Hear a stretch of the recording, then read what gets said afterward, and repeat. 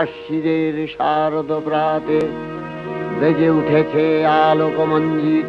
নমস্কার, 7 hour news নেটওয়ার্কে আপনাদের সকলকে স্বাগত জানাচ্ছি। পর্দায় রয়েছি আমি আদ্রিতা। রাত যত বাড়ছে মানুষের কিন্তু পাল্লা দিয়ে ঠাকুর দেখার মাত্রা কিন্তু ততটাই বাড়ছে। এই মুহূর্তে আমরা এসে পৌঁছেছি আগরপাড়ার ইলিয়াস রোডে। রয়েছি আমরা সবাই সর্বজনীন দুর্গোৎসব পুজো প্রাঙ্গণে পরিচালনায় ইয়ং মেন্স অ্যাসোসিয়েশন। এই পুজো প্রাঙ্গণের একদম সামনেটা আপনারা দেখতে পাচ্ছেন, একটা মন্দিরের আদলে সেটা করা হয়েছে। সেই পুজো প্রাঙ্গণটি সাজানো হয়েছে একটা মন্দিরের আদলে। এবং শুধু পুজো প্রাঙ্গণটি কিন্তু নয়, আপনারা যেমনটা দেখছিলেন তার যত আলোর মেলায় কিন্তু সেজে উঠেছে গোটা মণ্ডপ চত্বর।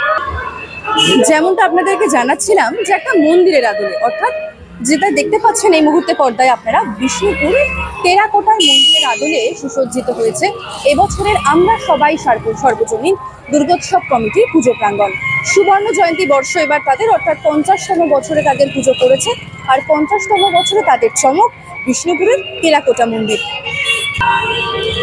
শহর কলকাতার মতো থিমের অত বিসর্জন না থাকলেও এখানে বিষ্ণুপুরের টেরাকোটার যে মন্দিরটিকে তুলে ধরা হয়েছে, সেই মন্দিরের এই মুহূর্তে গায়ে টেরাকোটার সূক্ষ্ম কাজ আপনারা দেখতে পাচ্ছেন 7 আওয়ারের পর্দায়।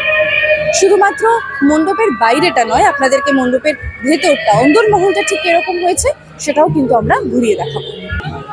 আমরা এই মুহূর্তে রয়েছি আমরা সবাই সর্বজনীন দুর্গোৎসব কমিটির পুজো প্রাঙ্গণের একেবারে অন্দরমহলে। অন্দরমহলটা আপনারা দেখতে পাচ্ছেন যে অন্দরমহলে আলো আধারের একটা বেশ মায়াময় পরিবেশ সৃষ্টি করা হয়েছে।